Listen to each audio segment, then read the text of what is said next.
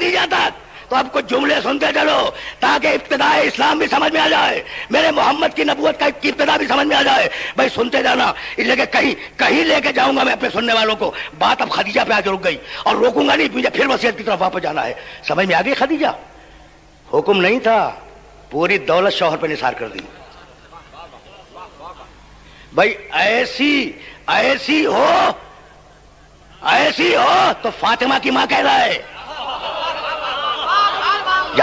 جانتے ہو اس شہزادی کو؟ بھائی آگے جانا ہے مجھے, لیکن اب جملے آ گئے تو سنتے جاؤ. ابتدائی نزول کے سورے, اب میں اگر ترتیب سے سناؤں بڑا وقت درکار ہوگا. 11واں سورہ ترتیب نزول, آج کی ترتیب نہیں, یہ ہے ترتیب تلاوت جس سے تم قرآن کو پڑھ رہے ہو, اور ایک ہے ترتیب نزول. 11واں سورہ سورہ والضحیٰ, 12واں سورہ سورہ علم نشرح, 13واں سورہ سورہ والعصر جس کی میں تلاوت کر رہا ہوں. 11واں 12واں 13واں سورہ والعصر 13واں ہے. 14واں سورہ سورہ والعادیات, 15واں سورہ سورہ کوثر. اس ترتیب کو ذہن میں رکھنا, پہلے والضحیٰ آیا, پھر علم نشرح کا سورہ آیا, پھر والعصر کا سورہ آیا, پھر والعادیات کا سورہ آیا, پھر سورہ کوثر آیا. اسے ذہن میں رکھنا, اس ترتیب سے کام لینا ہے مجھے. ابتدائی سورے ہیں, پیغمبر اکرم کی نبوت کے پونے 2 سال کے اندر یہ سورے نازل ہوئے, یعنی ابتدا ہے نا نبوت کی. اب اسے ذہن میں رکھو اور اب چلو قرآن کی طرف. سورہ نون والقلم, بسم اللہ الرحمن الرحیم. نون والقلم وما یسطرون ما انت بنعمت ربک بمجنون.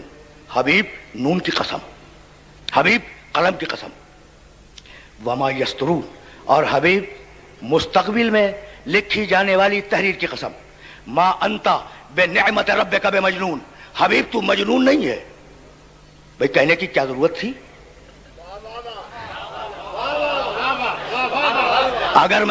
اگر میں کسی سے کہوں کہ آپ پاگل نہیں ہیں تو وہ ناراض ہو جائے گا کہ بھائی آپ کو شبہ کیسے ہوا,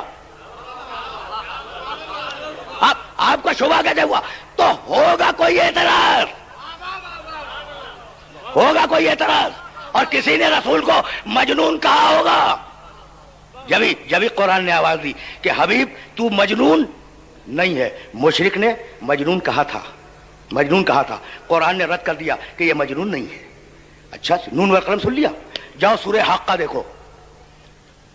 سورہ حاقہ میں عجیب و غریب طریقے سے پروردگار نے کہا دیکھو یہ قرآن کسی شاعر کا قول نہیں ہے, میرا محمد شاعر نہیں ہے. نون والقلم میں کہا مجنون نہیں ہے, سورہ حاقہ میں کہا شاعر نہیں ہے, اور پھر اگلی آیت میں کہا واللہ بقول کاہن قلیلا ما تؤمنون. اور دیکھو یہ کسی جادوگر کا قول نہیں ہے, میرا حبیب جادوگر نہیں ہے.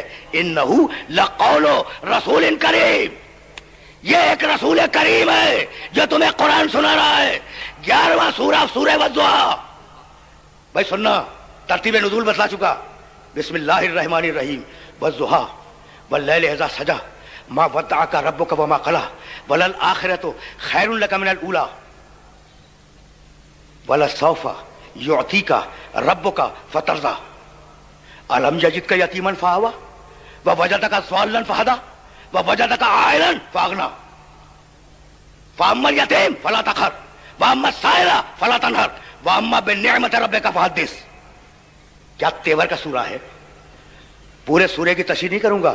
والضحیٰ دن کے گر وقت کی قسم, واللیل اذا سجی جب رات اندھیری ہو جائے اس وقت کی قسم, ما ودعک ربک وما قلی. حبیب ہم نے تمہیں کبھی اکیلا نہیں چھوڑا, اور حبیب ہم تم سے کبھی ناراض نہیں ہوئے. وللآخرۃ خیر لک من الاولی, ابتدائی نزول کا سورہ ہے. وللآخرۃ خیر لک من الاولی, حبیب تمہارا انجام تمہارے آغاز سے بہتر ہوگا. ولسوف یعطیک ربک فترضی, حبیب ہم تمہیں ایک چیز عطا کریں گے, ایسی چیز عطا کریں گے کہ تم ہم سے راضی ہو جاؤ گے. بھائی یہ آئے ذہن میں رکھنا, ولسوف یعطیک ربک فترضی.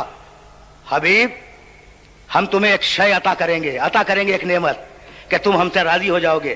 الم یجدک یتیما فآوی, حبیب تم یتیم تھے, ہم نے تمہیں اپنی آغوش میں لے لیا. ابتدائی وہی ہے. حبیب تم یتیم تھے، ہم نے تمہاری تربیت کی. حبیب تم گمنام تھے، ہم نے تمہارا تعارف کرایا. اور حبیب تم مفلس تھے، ہم نے تمہیں دولت دی. سب کو معلوم ہے کہ بچپنے میں تربیت کس نے کی اور جوانی میں مفلسی کو تمنگری سے کس نے بدلا. بھائی ابتدائی نزول کے سورے میں ابو طالب کا بھی تذکرہ ہے، خدیجہ کا بھی تذکرہ ہے. سنتے جاؤ اس لیے کہ منزل فکر معین ہے اور کہیں لے جانا چاہ رہا ہوں اپنے محترم سننے والوں کو. اب جملہ سننا، جملہ الم یجد کا یتیمن فآوا. حبیب تم یتیم تھے، ہم نے تمہیں اپنی پناہ میں لے لیا. وجدک کا ضالن فہدا. حبیب تم گمنام تھے، ہم نے ساری انسانیت کی ہدایت کی تمہاری طرف. ووجدک عائلا فاغنا. حبیب تم مفلس تھے، ہم نے تمہیں دولت دے دی. یتیمی میں پناہ دینے والا ابو طالب، مفلسی میں دولت دینے والی خدیجہ. بھائی بہت توجہ رہے. فاما الیتیم فلا تقہر.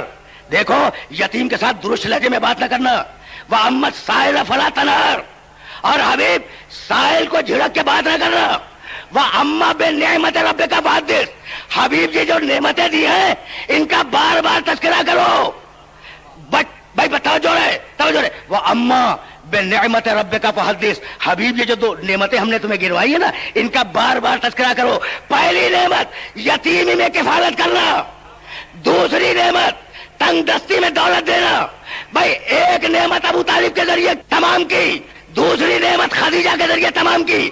اور حکم یہ کہ بار بار ان نعمتوں کا تذکرہ کرتے رہنا. تو اب اگر محمد ابو طالب اور خدیجہ کا تذکرہ کرے تو کسی کو اعتراض کیوں ہو؟